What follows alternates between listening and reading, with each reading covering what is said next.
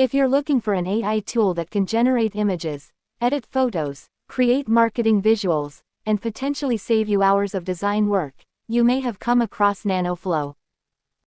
But is it actually useful, or is it just another AI tool with a lot of marketing hype?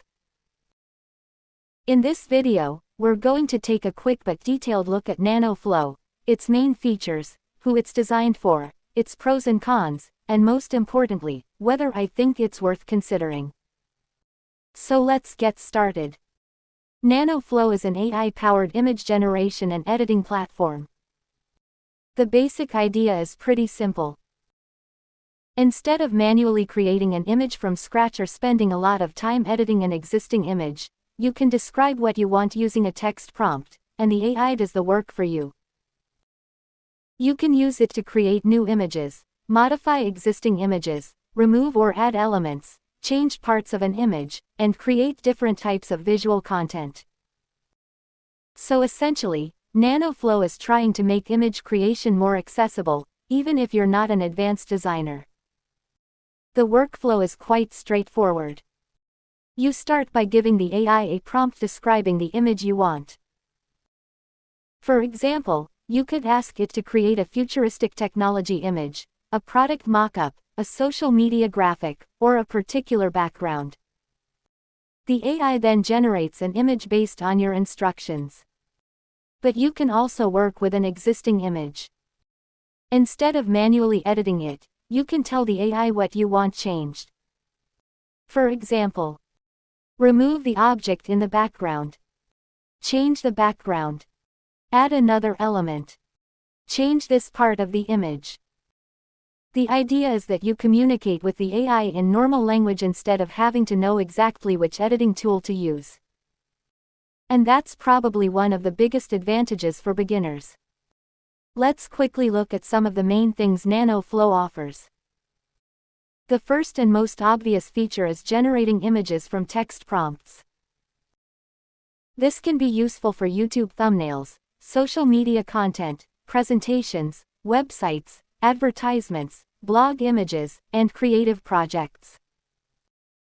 Instead of searching through stock websites and trying to find the perfect image, you can describe what you want and generate something specifically for your project. NanoFlow also focuses on editing existing images. You can give the AI instructions to modify different parts of an image instead of manually doing everything yourself. This can potentially make simple editing tasks much faster. Another potential use is creating marketing and social media visuals. If you're a content creator or small business owner, you constantly need new graphics. Having an AI tool that can quickly generate visual concepts can make that process easier. According to the NanoFlow sales page, the offer includes commercial use rights for the generated graphics. That could be useful for freelancers, marketers, creators, and businesses. However, I always recommend checking the current license and terms yourself before using AI-generated content commercially. So who would actually benefit from something like this? First, content creators. If you regularly create YouTube thumbnails, social media posts, or other visual content, an AI image tool could save you time. Second, freelancers and designers. You could potentially use AI for creating concepts, ideas, or starting points before refining the final design yourself. Third, small businesses and marketers. Businesses constantly need promotional graphics, social media content, and marketing visuals. And finally, beginners.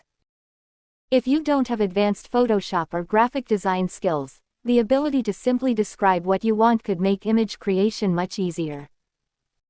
There are a few things that stand out. First, the concept is simple. You don't necessarily need advanced editing knowledge to get started. Second, it combines image generation and image editing, rather than focusing on only one type of workflow. Third, it's designed as a cloud-based platform, which makes it convenient to access. And another interesting point is the one-time purchase model promoted on the sales page instead of a traditional monthly subscription. For people who don't like paying for another recurring AI subscription, that could be appealing. Now, let's talk about the other side. The NanoFlow sales page contains some pretty strong marketing claims, particularly around making money with AI-generated images. I would personally be careful with those claims. An AI tool can help you create content, but it doesn't automatically mean you're going to make money. Your results will depend on your skills, the type of work you're doing, your clients, your marketing, and how effectively you use the tool. So I would look at NanoFlow as a creative tool, not a guaranteed income opportunity. Also, AI-generated images aren't always perfect. You may need to regenerate an image, improve your prompt, or make additional edits before you get the result you actually want. And if you're a professional designer who needs very precise control over every element, traditional design software can still be extremely important. So, is NanoFlow worth it? I would say it depends on what you're looking for. If you're someone who regularly needs images and wants a simpler way to generate or edit them, NanoFlow could be worth exploring. It's particularly interesting for content creators, marketers, freelancers, small businesses, and beginners. But I wouldn't buy it simply because of the income claims on the sales page. Instead, look at the actual features and ask yourself, will I use this tool regularly? Does it solve a problem I currently have? And does the current price make sense for me? If the answer is yes, then it could be a useful addition to your AI toolkit. So that's my review of NanoFlow. If you found this video helpful, don't forget to like this video, subscribe to the channel, and turn on the notification bell for more reviews of AI tools and software. And if you want to check out NanoFlow for yourself, I'll leave the link in the description below. And I'd love to know your opinion. Would you use an AI tool like NanoFlow for your image creation and editing? Let me know in the comments. Thanks for watching, and I'll see you in the next video.